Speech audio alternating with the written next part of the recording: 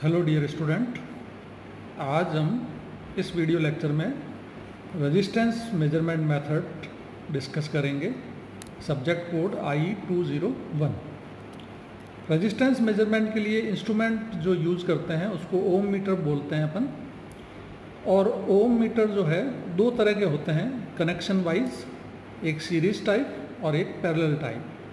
तो पहले हम सीरीज टाइप ओम मीटर डिस्कस करेंगे, जिसका कि सर्किट डायग्राम यहाँ पे दिखाया गया है। इसमें देखिए एक ये PMMC मीटर है जिसका इंटरनल रेजिस्टेंस RM है और उसकी full scale deflection current IFSD है।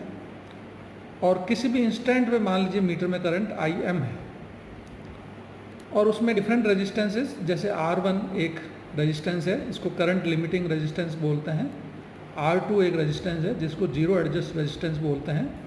और Rx जो है अननोन रेजिस्टेंस है, जो कि जिसकी वैल्यू अपन को फाइंड आउट करनी है। E एक बैटरी है, क्योंकि करंट का डिफ्लेक्शन देने के लिए कोई वोल्टेज सोर्स चाहिए अपन को।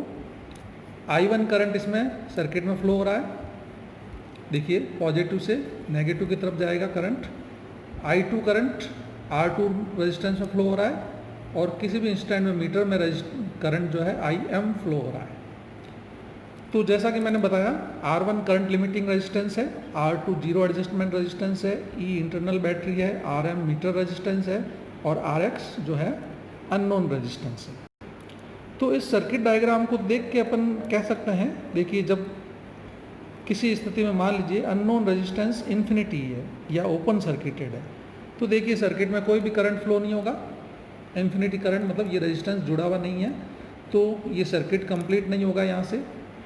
तो इस सर्किट में कोई भी करंट फ्लो नहीं होगा, तो IM जो है जीरो होगा।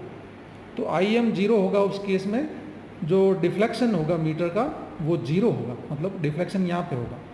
तो जीरो पे रीडिंग जो है इन्फिनिटी ओम दिखाएगा। जीरो पे जो रेजिस्टेंस की वैल्यू अपन को, क्योंकि मीटर को अपन को रेजिस्टेंस के टर्म्स में कैलिब्रेट करना है, तो जब करंट जीरो होगी तो उस केस में रेजिस्टेंस इन्फिनिटी होगा। तो इसका इन्फिनिटी जो रेजिस्टेंस मार्किंग है वो लेफ़्ट साइड में होगी। उसी तरह से देखिए, अगर रेजिस्टेंस की वैल्यू मान लीजिए अननोन रेजिस्टेंस जीरो है, तो देखिए अननोन रेजिस्टेंस जीरो का मतलब है अपन ने शॉर्ट कर दिया इस पार्ट को, तो करंट फ्लो होगी और वो करंट मैक्सिमम फ्लो होगी, क्योंकि ये रेजिस्टेंस जीरो हो गया तो मैक्सिमम करंट मीटर में फ्लो होगी और वो IFSD करंट होगी। मीटर की फुल स्केल डिफ्लेक्शन करंट जो है IFSD उस केस में फ्लो होगी जब Rx जीरो होगा। तो उस केस में जब Rx इक्वल टू जीरो है तो full scale deflection current flow होगी, तो मीटर मैक्सिमम डिफ्लेक्शन शो करेगा। तो मैक्सिमम डिफ्लेक्शन के केस में रेजिस्टेंस की वैल्यू जीरो है, तो यहाँ पे मार्किंग ओम में जो करेंगे अपन, यहाँ पे राइट साइड का जो एक्सट्रीम पोजीशन है वहाँ पे जीरो मार्क करेंगे, जो कि जीरो ओम को शो करेगा। तो इस तरह से आप देखेंगे कि मीटर की जो मार्किंग स्केल है इसमें उल्टी होगी, रिवर्स होगी, है ना। लेफ्ट साइड में इन्फिनिटी है और राइट साइड में जीरो है। तो मीटर की जो मार्किंग स्केल है इस सीरीज कनेक्शन में रिवर्स्ड होगी, ये ध्यान रखना है आपको। अब देखिए कुछ कैलकुलेशंस हैं, अपन को एक्चुअल में Rx की वैल्यू फाइंड आउट करनी है, अननोन रेजिस्टेंस की वैल्यू फाइंड आउट करनी होती है, और अपन को R1 और R2 की वैल्यू पता नहीं है। R1 की वैल्यू फाइंड आउट करनी है ताकि किसी पर्टिकुलर रेजिस्टेंस के लिए, अननोन रेजिस्टेंस के लिए R1 और R2 की वैल्यू क्या हो।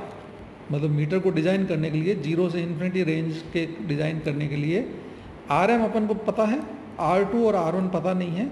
तो इसके लिए कुछ कैलकुलेशन अपन करते हैं, जैसे Rx इक्वल टू RH, है ना। मान लीजिए Rx कोई भी अननोन रेजिस्टेंस अपन लगाते हैं, तो उस केस में देखिए ये दोनों रेजिस्टेंस पैरेलल में है, RM और R2 पैरेलल में है और R1 उसमें जुड़ जाएगा, तो ये इस पार्ट का एक इक्विवेलेंट रेजिस्टेंस आएगा, है ना।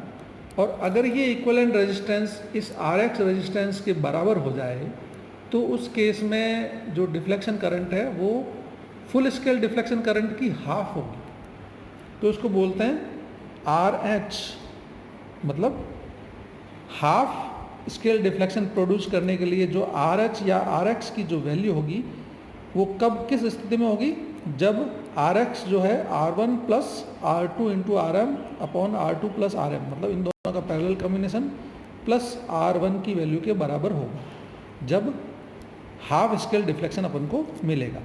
फुल स्केल डिफ्लेक्शन कब मिलेगा? जब अपन ने देखा Rx की वैल्यू 0 हो। तो और हाफ स्केल कब मिलेगा? जब Rx और बाकी का जो रेजिस्टेंस है उसकी वैल्यू बराबर होगी, तो आधी करंट फुल स्केल के फ्लो होगी, और उस केस में अपन ये इक्वेशन लिख सकते हैं। और IH full half scale deflection current की वैल्यू क्या होगी? E अपॉन 2RH, क्योंकि देखिए ये रेजिस्टेंस भी RH और ये भी RH, तो कितना हो गया? 2RH हो गया। तो 2RH हो गया, E अपॉन 2RH, ये हाफ स्केल डिफ्लेक्शन करंट होगी। तो इसको अगर अपन दुगना कर दें तो वो फुल स्केल डिफ्लेक्शन करंट की वैल्यू आ जाएगी, E अपॉन RH हो गया।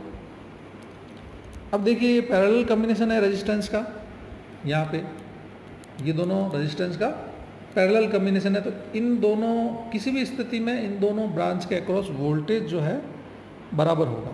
तो I2 R2 equal to IFSD into RM होगा। ये कैलकुलेशन, इन इक्वेशंस को यूज करते हुए अपन R1 की वैल्यू फाइंड आउट कर सकते हैं, जो कि RH minus IFSD into RM into RH upon E आएगा।